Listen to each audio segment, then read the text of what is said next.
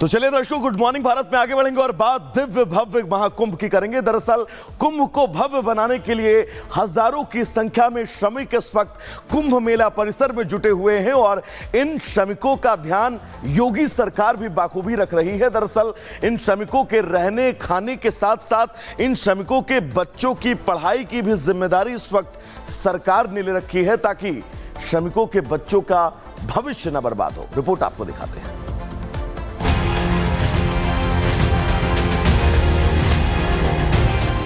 हम लोग मंदिर खुलना चाहते हैं और मंदिर में पूजा पाठ चालू कराना चाहते हैं। काफी दिनों से मंदिर बंद पड़ा है।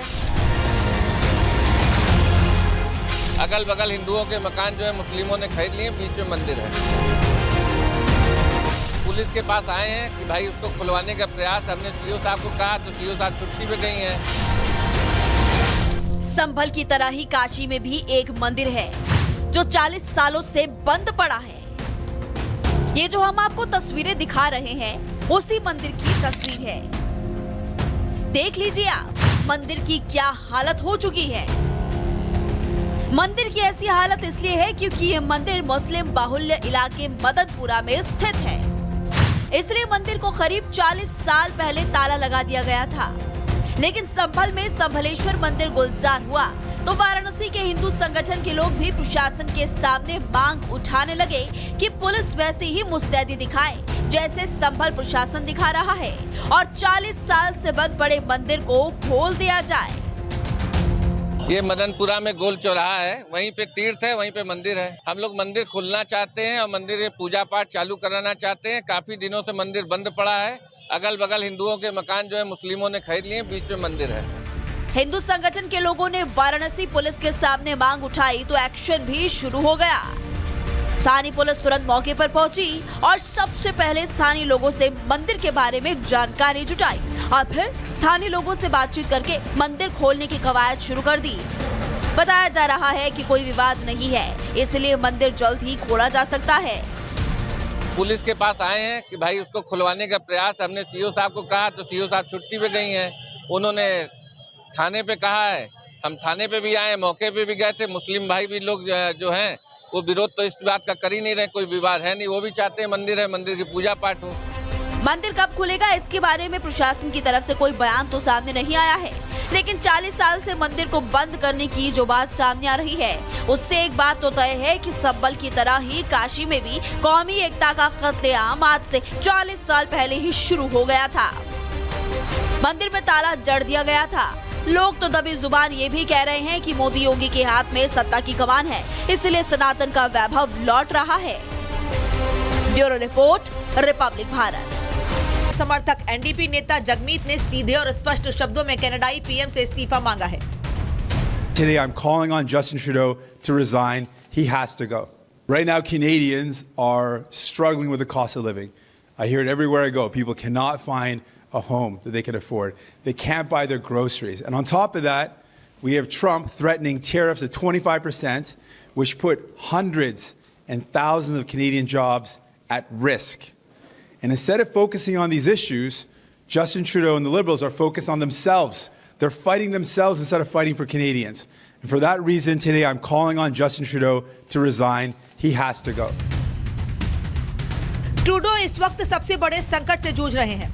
एक तरफ उनकी लीडरशिप को लेकर उनकी ही पार्टी में असंतोष पैदा हो गया है, तो दूसरी तरफ उनकी ही पार्टी के सांसद उन्हें कमजोर प्रधानमंत्री बताने लगे हैं। हाउस ऑफ कॉमन्स में 153 सीटों के साथ लिबरल पार्टी की सरकार है, जिसमें से 60 सांसद चाहते हैं कि जस्टिन ट्रूडो पद छोड़ दें। कनाडा का विपक्ष मांग करने लगा है कि तुरंत चुनाव करवाए जाएं। विपक्ष के नेता पियरे पाइलिवरे ने पोस्ट करते हुए लिखा कि ट्रूडो में किसी का भरोसा नहीं बचा है, यहाँ तक कि उनके कैबिनेट मंत्री भी उन पर भरोसा नहीं करते हैं। ऐसे में उनको तुरंत चुनाव करवाना चाहिए। वो ट्रूडो जो सभी को खुश करने के लिए भारत से खुलकर दुश्मनी मोल ले रहे थे, वो कैसे अपनों में ही घिर गए, इसका कारण भी जानना जरूरी है। जिसमें लोकप्रियता में कमी, खालिस्तान प्रेम, अगले साल चुनाव, गिरती अर्थव्यवस्था, सांसदों में असंतोष।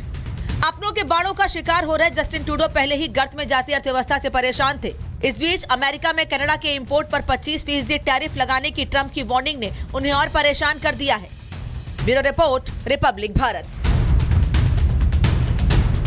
और अब बात पंजाब के अमृतसर की कर लेते हैं। इस्लामाबाद थाने के पास धमाका हुआ और इस धमाके के बाद से इलाके के लोग दहशत में गए। तो पुलिस मामले की जांच में जुटी हुई है, लेकिन सवाल है कि आखिर बार बार पंजाब को टारगेट क्यों किया जा रहा है और कौन कर रहा है? इन धमाकों की साजिश का आका आखिर कौन है? ये रिपोर्ट देख लीजिए।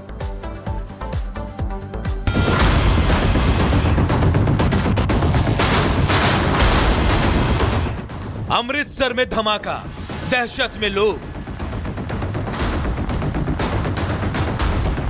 ग्रेनेड से हमला, बड़ी साजिश। थाना निशाना, क्या था प्लान? बार बार टारगेट पंजाब, षड्यंत्र का आका कौन? पंजाब में धमाके रुकने का नाम नहीं ले रहे।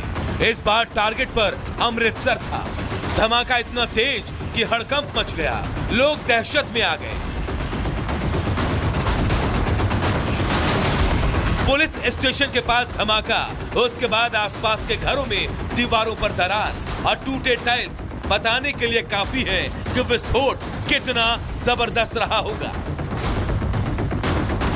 स्थानीय लोगों की माने तो इस्लामाबाद पुलिस स्टेशन के पास तेज धमाका हुआ। तड़के करीब 3 बजे इस धमाके की आवाज इलाके के लोगों को सुनाई थी, जिसके बाद से इस इलाके के लोग दहशत में हैं।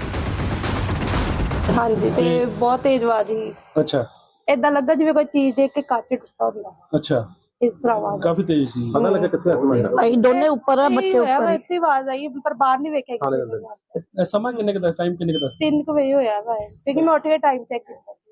किन्नी तेज आई आवाज? बहुत तेज सीगी। हाँ जी, ते बहुत तेज आवाज ही। अच्छा, ऐसा लगा जिਵੇਂ कोई चीज देख के कांच टूटा ਹੁੰਦਾ। आज तो काफी आई, उठ के बैठ गए, बहुत ज्यादा आई आवाज। इस धमाके को पंजाब के एक के बाद एक हो रहे धमाकों की एक और कड़ी के रूप में देखा जा रहा है। इससे पहले चंडीगढ़ के सेक्टर 26 में एक रेस्टोरेंट को निशाना बनाया गया था। उस समय भी धमाके के वक्त तड़के करीब 3:30 बजे का वक्त चुना गया था। इससे पहले बीते सितंबर को चंडीगढ़ को दहलाने की कोशिश की गई थी। चंडीगढ़ के सेक्टर 10 में पॉश एरिया में रिटायर्ड प्रिंसिपल के घर पर ग्रेनेड से अटैक हुआ था। विस्फोट इतना जोरदार था कि घर में 7 से 8 इंच का गड्ढा पड़ गया था। और अभी अमृतसर के इस्लामाबाद पुलिस स्टेशन के पास हुए धमाके की जांच की जा रही है। फिलहाल इस हमले की जिम्मेदारी गैंगस्टर जीवन फौजी ने ली है। Bureau report, Republic Bharat. तो चलिए दर्शकों, गुड मॉर्निंग भारत में आगे बढ़ेंगे और बात दिव्य भव्य महाकुंभ की करेंगे। दरअसल कुंभ को भव्य बनाने के लिए हजारों की संख्या में श्रमिक इस वक्त कुंभ मेला परिसर में जुटे हुए हैं और इन श्रमिकों का ध्यान योगी सरकार भी बाखूबी रख रही है। दरअसल इन श्रमिकों के रहने खाने के साथ साथ इन श्रमिकों के बच्चों की पढ़ाई की भी जिम्मेदारी इस वक्त सरकार ने ले रखी है, ताकि श्रमिकों के बच्चों का भविष्य न बर्बाद हो। रिपोर्ट आपको दिखाते हैं।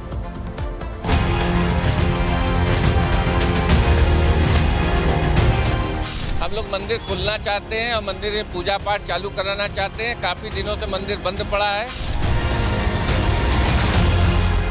अगल बगल हिंदुओं के मकान जो है मुस्लिमों ने खरीद लिए, बीच में मंदिर है। पुलिस के पास आए हैं कि भाई उसको खुलवाने का प्रयास। हमने सीओ साहब को कहा तो सीओ साहब छुट्टी पे गई हैं। संभल की तरह ही काशी में भी एक मंदिर है जो 40 सालों से बंद पड़ा है। ये जो हम आपको तस्वीरें दिखा रहे हैं उसी मंदिर की तस्वीर है।